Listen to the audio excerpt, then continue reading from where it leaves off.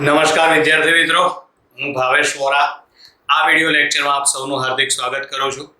આપણે ધોરણ 12 chapter number 9 કિરણ પ્રકાશ શાસ્ત્ર અને પ્રકાશીય ઉપકરણમાં આજના વિડિયો લેક્ચરની અંદર આપણે ભણવાના છીએ પ્રિઝમ વડે પ્રકાશનું વક્રીભવન સમજાવો. બરાબર. એ પહેલા જો તમે મારી YouTube ચેનલ ભાવેશ વોરાને સબસ્ક્રાઇબ ના કરી હોય તો એને ઝડપથી સબસ્ક્રાઇબ કરી દો, જેથી કરીને નવા વિડીયો અંગેની નોટિફિકેશન્સ તમને ઝડપથી મળતી રહે. બરાબર છે. તો આપણે ચેપ્ટર નંબર 6 માં ચેપ્ટર નંબર 9 માં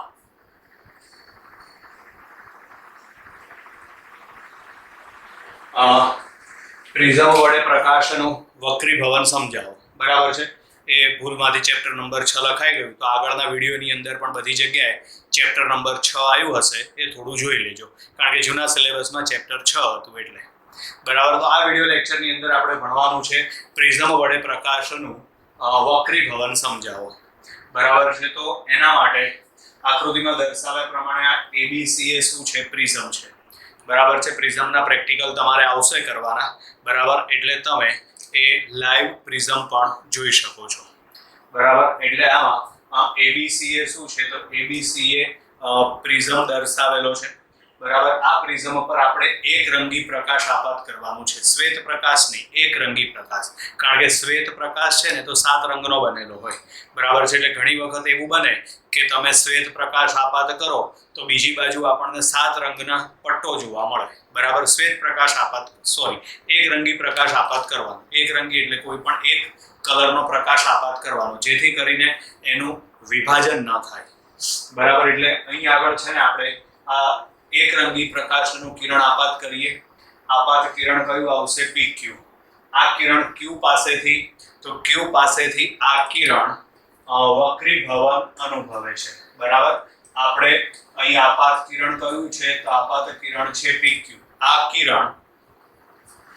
કિરણ Q પાસેથી વક્રીભવન અનુભવે છે અને તે QR માર્ગે આગળ વધે છે. પરિણામે આ જે QR છે ને એ વક્રીભૂત કિરણ થશે અને આ કિરણ R બિંદુ પાસેથી બહાર નીકળે છે, એટલે કે R બિંદુ પાસેથી તે નિર્ગમન પામે છે, જેથી નિર્ગમન કિરણ કયું આવશે? તો નિર્ગમન કિરણ આવશે RS. બરાબર છે. આકૃતિમાં ABCA શું છે? તો આકૃતિમાં ABCA પ્રિઝમ છે. બરાબર. જેમાં એક કિરણ આપાત થાય છે. કિરણનો ગતિ માર્ગ આપણે દર્શાવેલો છે. બરાબર. કયો માર્ગ છે એનો? PQRS એનો ગતિ માર્ગ છે, જેમાં PQ એ કયું કિરણ થશે? આપાત કિરણ થશે. પછી QR એ કયું કિરણ? તો કે વક્રીભૂત કિરણ. જ્યારે RS એ નિર્ગમન કિરણ છે. અહીં આગળ આ કિરણ I જેટલા કોણે આપાત થાય એટલે I એ શું થશે? આપાત કોણ થશે. જ્યારે R1 એ તો R1 એ થશે વક્રીભૂત કોણ. બરાબર. એવી જ રીતે સામે અહીં આગળ R બિંદુ પાસે R2 એ આપાત કોણ થશે અને E એ એનો વિચલન કોણ થશે. E એ એનો વક્રીભૂત કોણ અથવા તો નિર્ગમન કોણ કહેવાશે. આ જે પહેલું કિરણ છે PQ, એના માટે આ વિચલન કોણ Δ1 અને આ જે નિર્ગમન કિરણ છે RS, એના માટે વિચલન કોણ Δ2 છે. બરાબર.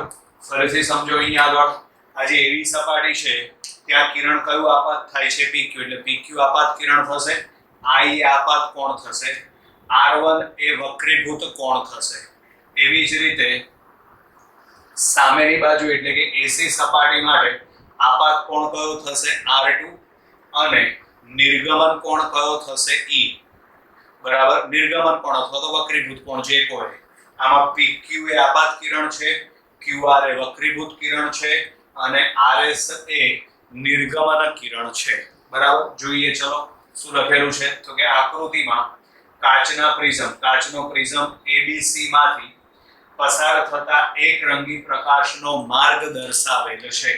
બરાબર. આકૃતિમાં કાચના પ્રિઝમ ABC માંથી પસાર થતા એક રંગી પ્રકાશનો માર્ગ દર્શાવે છે. માર્ગ કયો છે? તો એ માર્ગ છે PQRS. પછી છે પ્રથમ બાજુ AB પાસે. તો પ્રથમ બાજુ AB પાસે આપાત કોણ I છે, પ્રથમ બાજુ AB પાસે આપાત કોણ I અને વક્રીભૂત કોણ R1 છે, વક્રીભૂત કોણ R1 છે. એવી જ રીતે બીજી બાજુ એટલે કે આ AC, એના માટે આપાત કોણ R2 છે અને નિર્ગમન કોણ અથવા તો વક્રીભૂત કોણ આ આવશે E છે. એટલે નિર્ગમન કોણ અથવા તો વક્રીભૂત કોણ E છે. બરાબર. અહીં આગળ RS એ કયું કિરણ છે, નિર્ગમન કિરણ, અને PQ એ કયું કિરણ છે, આપાત કિરણ. તો એ બંને વચ્ચેના ખૂણાને શું કહેવાય, વિચલન કોણ. આ વિચલન કોણની વ્યાખ્યા છે યાદ રાખજો, નિર્ગમન કિરણ અને આપાત કિરણ વચ્ચે બનતા ખૂણાને વિચલન કોણ કહે છે. એટલે આ નિર્ગમન કિરણ છે RS, એને આમ પાછળની બાજુ લંબાવો, અને આપાત કિરણ છે PQ, એને આ રીતે આમ આગળની બાજુ લંબાવો, તો બંને અહીં છેદે. એટલે આ બંને વચ્ચેનો ખૂણો જેને કહેવાય વિચલન કોણ ડેલ્ટા. વિચલન કોણ ડેલ્ટાની વ્યાખ્યા શું આવશે, નિર્ગમન કિરણ અને આપાત કિરણ વચ્ચેના ખૂણાને વિચલન કોણ કહે છે. નિર્ગમન કિરણ અને આપાત કિરણ વચ્ચેના ખૂણાને વિચલન કોણ કહે છે. એટલે અહીંયા આગળ આવશે નિર્ગમન કિરણ RS અને આપાત કિરણ PQ વચ્ચેના ખૂણાને વિચલન કોણ ડેલ્ટા કહે છે. બરાબર. ચલો હવે આગળ આપણે એક ચતુષ્કોણ ધ્યાનમાં લઈએ, AQNR. આકૃતિમાં તમે જુઓ અને AQNR ગોતી કાઢો. પહેલા ધ્યાનથી આકૃતિ જુઓ અને AQNR ગોતી કાઢો. બરાબર છે. તો આમાં મળી જશે આ AQN અને R. બરાબર છે. એમાં આ ખૂણો લઈએ, ખૂણો AQN. તો આ ડોટેડ લાઈન એ શું છે, સપાટીને દોરેલો લંબ. પરિણામે AQN બરાબર 90 ડિગ્રી થશે. એવી જ રીતે સામેની બાજુએ, તો સામેની બાજુએ એટલે કે ખૂણો ARN એ પણ સપાટીને દોરેલો લંબ, એટલે એ પણ 90 નો ખૂણો થશે. બરાબર. કયો ચતુષ્કોણ આપણે ધ્યાનમાં લીધો, AQNR. આ ચતુષ્કોણમાં આ ખૂણો Q એટલે કે ખૂણો AQN બરાબર 90 ડિગ્રી. એવી જ રીતે ખૂણો ARN બરાબર પણ 90 ડિગ્રી. હવે આપણને એવી ખબર છે કે ચતુષ્કોણના ચાર ખૂણાનો સરવાળો કેટલો થશે, 360. બરાબર છે.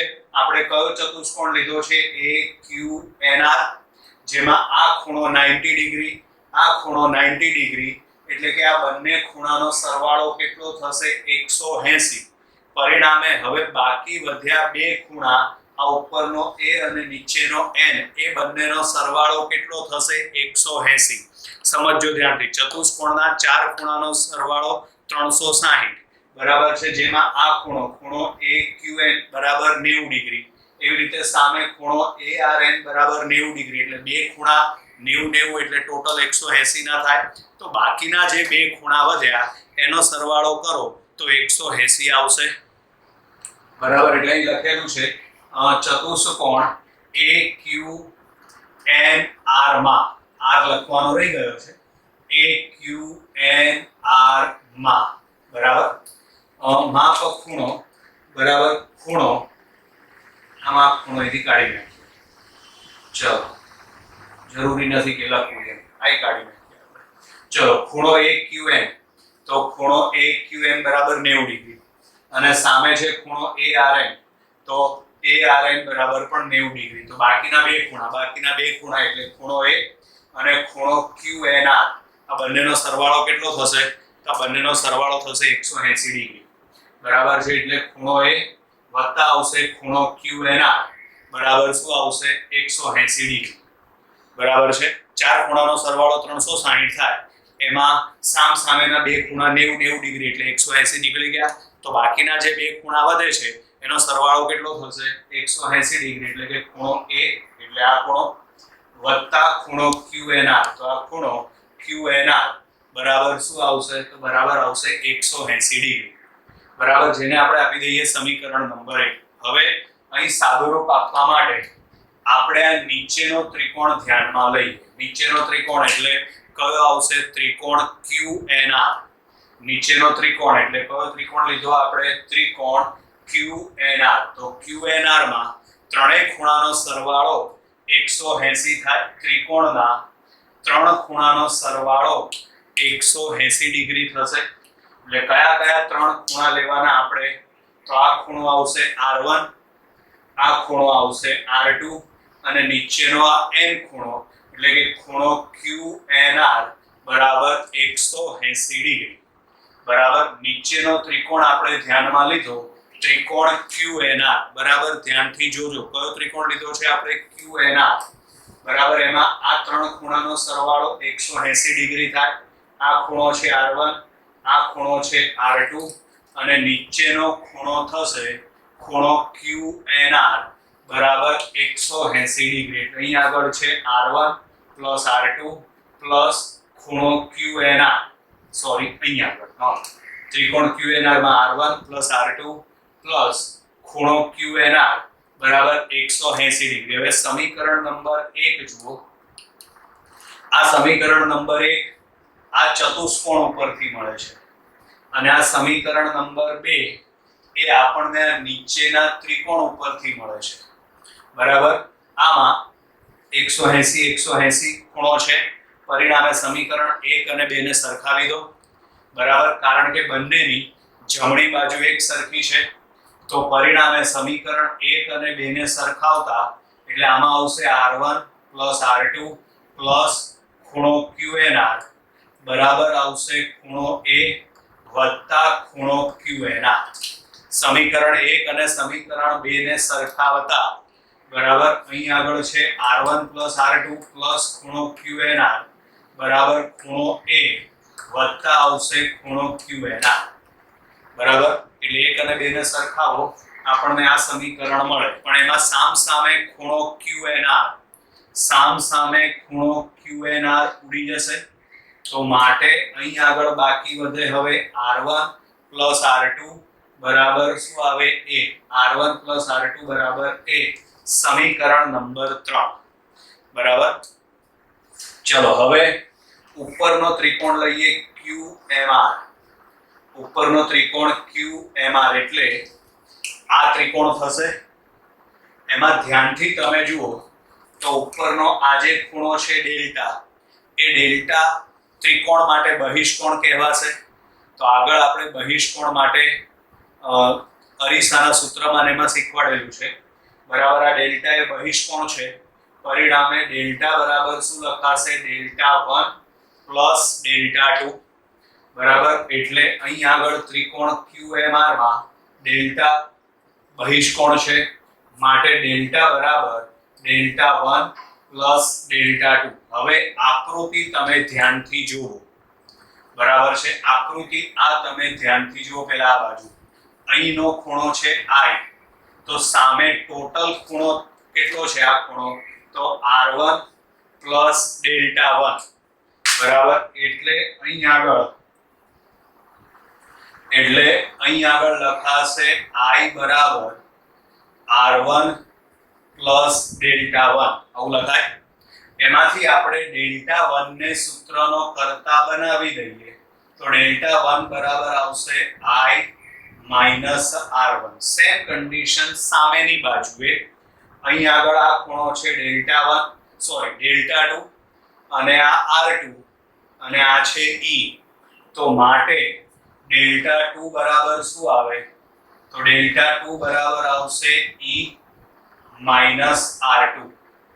બરાબર, એટલે આ ગણતરી નથી કરવાની આપણે, પરીક્ષામાં તો પૂછે તો ડાયરેક્ટ લખવાનું છે. બરાબર, એટલે અહીંયા આગળ છે ડેલ્ટા 1 બરાબર I માઈનસ R1 અને ડેલ્ટા 2 બરાબર આપણને મળશે E માઈનસ R2. આ ધ્યાનથી. બરાબર, ડેલ્ટા 1 બરાબર I માઈનસ R1, ડેલ્ટા 2 બરાબર E માઈનસ R2. હવે આ ડેલ્ટા 1 બરાબર I માઈનસ R1 અહીં મૂકી દો. ડેલ્ટા 2 બરાબર E માઈનસ R2 અહીં મૂકી દો. તો માટે ડેલ્ટા 1 બરાબર I માઈનસ R1 આ પ્લસ એમના ડેલ્ટા 2 ના બદલે E માઈનસ R2. ચલો હવે વચ્ચે પ્લસ છે એટલે કૌંસ છોડી નાખો, અંદર કોઈ નિશાની બદલાશે નહીં. તો જો અહીંયા આગળ પહેલા I અને E, તો આ I અને E આવી ગયા. હવે પાછળ બાકી શું વધે? તો હવે પાછળ બાકી વધે આ માઈનસ R1 અને આ બાકી વધે માઈનસ R2. એમાંથી તમે માઈનસ નિશાની કોમન કાઢો. માઇનસ નિશાની કોમન કાઢો એટલે અહીંયા આગળ આવશે r1 + r2. હવે અહીં જુઓ તો r1 + r2 બરાબર a છે, તો આ જે કૌંસમાં લખેલું છે r1 + r2 એના બરાબર શું લખી શકાશે a. આમાં a ને તમે સામે લઈ જાઓ તો એ માઈનસ છે તો શું થશે પ્લસ, બરાબર. એ માઈનસ છે તો શું થશે પ્લસ, તો માટે અહીં આગળ આવશે i + e બરાબર a + ડેલ્ટા, બરાબર છે. i + e બરાબર શું આવશે a + ડેલ્ટા. એટલે આમાં i એ કયો ખૂણો થશે આપાત કોણ, e એ કયો ખૂણો થશે નિર્ગમન કોણ, a એટલે પ્રિઝમ કોણ અને ડેલ્ટા એટલે વિચલન કોણ, બરાબર છે. આની વચ્ચેનો સંબંધ દર્શાવતું સૂત્ર તારવો, બરાબર. i + e બરાબર a + ડેલ્ટા આ સૂત્ર મેળવો. આવું પરીક્ષામાં પૂછાય છે. આટલે સુધી પરીક્ષામાં પૂછાય. આ 2 માર્ક્સની થિયરી છે. i + e બરાબર a + ડેલ્ટા, જેમાં i એટલે આપાત કોણ, e એટલે નિર્ગમન કોણ, a એટલે પ્રિઝમ કોણ અને ડેલ્ટા એટલે વિચલન કોણ, બરાબર છે. આનો સંબંધ પરીક્ષામાં ઘણી વખત પૂછાય છે. ક્લિયર? બહુ સહેલી થિયરી છે. આમાં શું યાદ રાખવાનું, તો પહેલા આપણે આ ચતુષ્કોણ લેવાનો, એમાં 2 ખૂણા 90 ડિગ્રીના એટલે ટોટલ કરો તો 180. હવે આ 2 ખૂણા બાકી વધ્યા એનો સરવાળો કરો તો 180, બરાબર છે. પછી આ નીચેનો ત્રિકોણ લેવાનો, ત્રિકોણના 3 ખૂણાનો સરવાળો 180. એટલે તમને જે 2 સમીકરણ મળે એ બંનેને સરખાવી દેવાના એટલે આ સૂત્ર મળી જાય. હવે આમાં આપણે આ ડેલ્ટા એ બહિષ્કોણ, હવે ઉપરનો ત્રિકોણ લેવાનો, એમાં ડેલ્ટા એ બહિષ્કોણ, ડેલ્ટા બહિષ્કોણ, તો ડેલ્ટા બરાબર શું આવશે Δ1 + Δ2.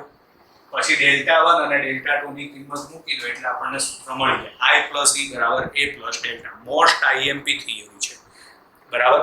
ચલો હવે આગળ આપણે આપાત કોણ i અને વિચલન કોણ ડેલ્ટાના અલગ અલગ મૂલ્યો મેળવીને તેમની વચ્ચેનો આલેખ દોરવામાં આવે. એટલે અહીં આગળ છે વિચલન કોણ ડેલ્ટા વિરુદ્ધ આપાત કોણ i. એટલે આમાં છે આકૃતિમાં વિચલન કોણ ડેલ્ટા વિરુદ્ધ આપાત કોણ i નો આલેખ દોરેલ છે. આલેખમાં આ બિંદુ માટે આપણે ગણતરી કરીએ તો આ બિંદુ પાસે ડેલ્ટાનું મૂલ્ય સૌથી નાનું મળે છે. આ બિંદુ સૌથી નીચે મળે છે આલેખમાં. પરિણામે આ બિંદુ પાસે ડેલ્ટાનું મૂલ્ય સૌથી નાનું મળે છે, જેને dm કીધેલું છે. dm એટલે લઘુત્તમ વિચલન કોણ, બરાબર. dm ને શું કહેવાશે? લઘુત્તમ વિચલન કોણ. ખાલી ડેલ્ટા હોય તો એને કહેવાય વિચલન કોણ, પણ dm એટલે શું થશે? લઘુત્તમ વિચલન કોણ. આ વખતે i બરાબર e મળે છે. આ વખતે i બરાબર e મળે છે. આલેખ તમે ધ્યાનથી જુઓ તો આલેખ વિચલન કોણ ડેલ્ટા વિરુદ્ધ આપાત કોણ i નો છે. આલેખ વિચલન કોણ ડેલ્ટા વિરુદ્ધ આપાત કોણ i નો આલેખ છે, બરાબર. જેમાં આલેખમાં આ બિંદુએ સૌથી નીચે મળે છે. પરિણામે એવું કહી શકાય કે આ વખતે વિચલન કોણ ડેલ્ટાની કિંમત લઘુત્તમ છે, એટલે એને dm વડે દર્શાવેલ છે. લઘુત્તમ વિચલન કોણ શું કહેવાશે? એને લઘુત્તમ વિચલન કોણ.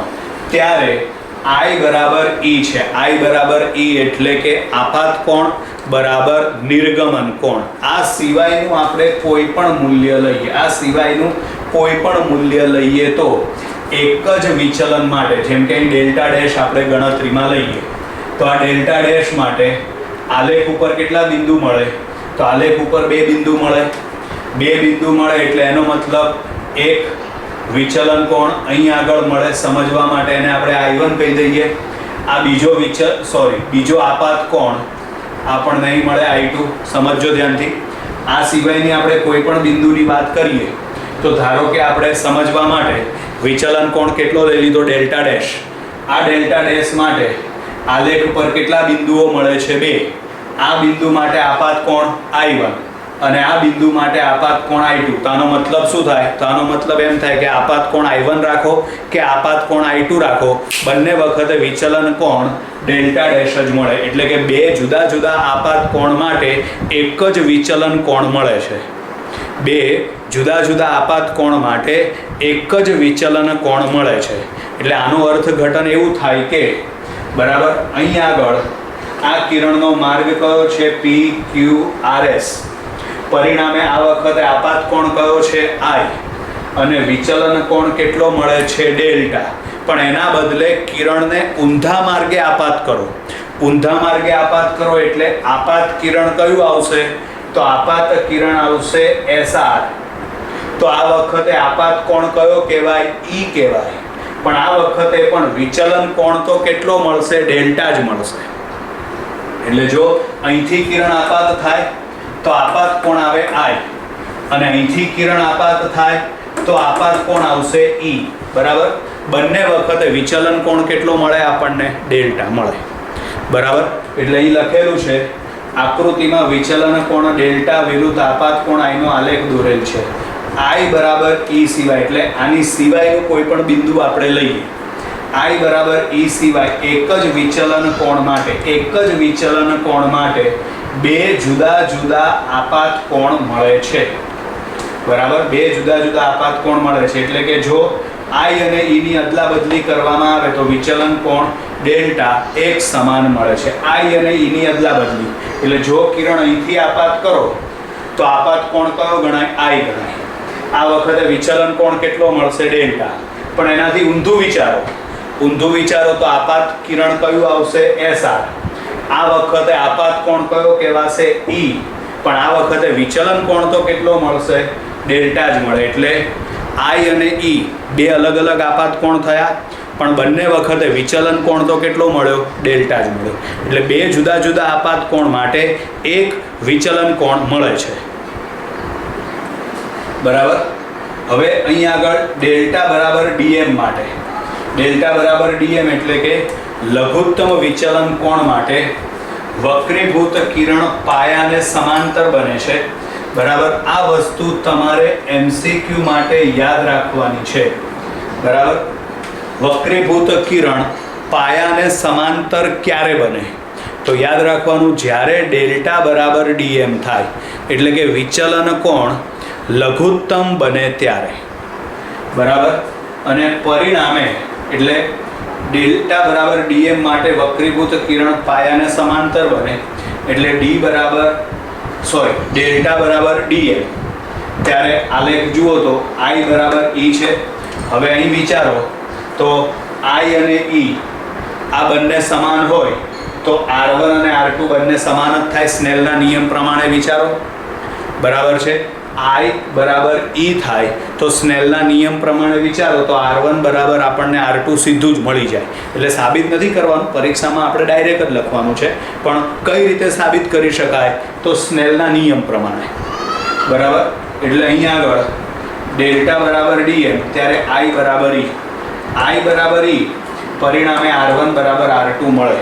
હવે સમીકરણ નંબર 3 R1 પ્લસ R2 બરાબર A, આમાં કિંમત મૂકી દો એટલે અહીં આગળ R1 પ્લસ R2 બરાબર A છે. સમીકરણ નંબર 3 R1 બરાબર R2 છે તો અહીં આગળ R1 પ્લસ R1 બરાબર A મળે.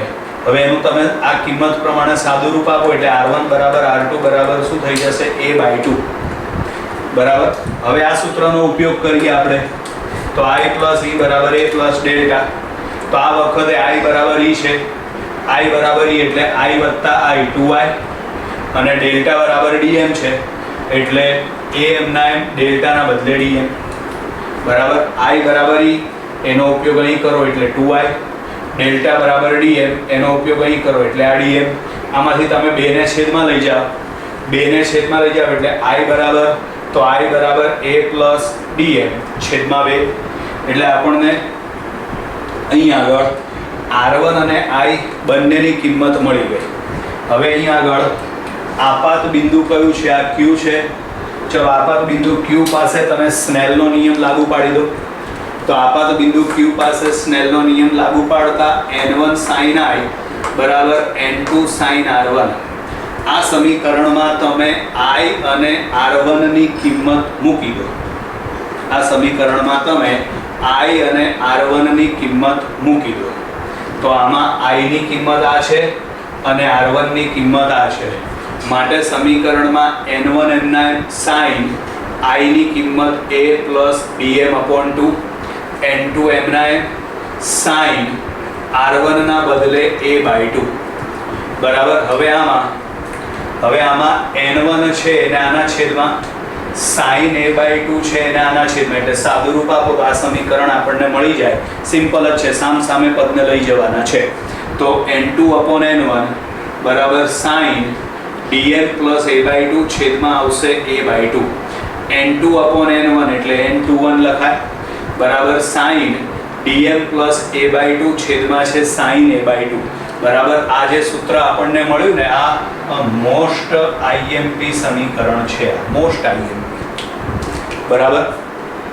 હવે ધારો કે આપણે મોટા ભાગના જે MCQ ગણવામાં આવશે એમાં પ્રિઝમ કોણનું મૂલ્ય નાનું આપેલું હશે. પ્રિઝમ કોણ એટલે આ એક ખૂણો છે ને એ બહુ નાનો આપેલો હશે. જો પ્રિઝમ કોણ નાનો હોય ને તો DM નું મૂલ્ય પણ નાનું મળે. એટલે નાના પ્રિઝમ કોણ માટે એનું મૂલ્ય નાનું, પરિણામે વિચલન કોણ DM પણ અત્યંત નાનો મળે. હવે જો ખૂણાઓ નાના હોય તો સાઈન, કોસ અને ટેન વાળી શરત યાદ કરો. ખૂણા નાના હોય તો કેટલી શરત મળે આપણને? 3. Sine theta nearly equal to theta, cos theta nearly equal to 1 અને tan theta nearly equal to theta. આ ત્રણમાંથી અહીં કઈ શરત લાગુ પડશે? તો અહીં સાઈન માટેની શરત લાગુ પડશે. બરાબર. એટલે નાના પ્રિઝમ કોણ માટે પ્રિઝમ કોણનું મૂલ્ય અત્યંત નાનું હોય ત્યારે અહીં આગળ છે sine dm + a/2 nearly equal to dm + a/2. એવી જ રીતે sine a/2 nearly equal two a/2. બરાબર. તમે આ બંને કિંમત આ સમીકરણમાં મૂકી દો એટલે n21 બરાબર dm + a/2 છેદમાં છે a/2. ચલો આમાં 2 ઉડાડી દો. માટે dm + a/2 છેદમાં a. બરાબર. આ a ને તમે સામે ગુણી નાખો. માટે n21 × a બરાબર શું આવશે? dm + a. આ a ને સામે લઈ જાઓ. એને સામે લઈ જાઓ તો એ પ્લસ છે તો શું થઈ જશે? માઇનસ. પછી કોમન કાઢી નાખો એટલે dm નું સૂત્ર થશે a કૌંસમાં n21 - 1. પણ આ યાદ રાખજો, આ નીચેનું જે સમીકરણ આપણને મળ્યું એ સૂત્ર ક્યારે લાગુ પડે? તો જ્યારે પ્રિઝમ કોણ અત્યંત નાનો આપેલો હોય ત્યારે જ લાગુ પાડી શકાય, અન્યથા એ સમીકરણ લાગુ પડતું નથી. આ ખાસ ધ્યાન રાખજો. મોટા ભાગના વિદ્યાર્થી આમાં ભૂલ કરે છે MCQમાં અને દાખલાઓમાં.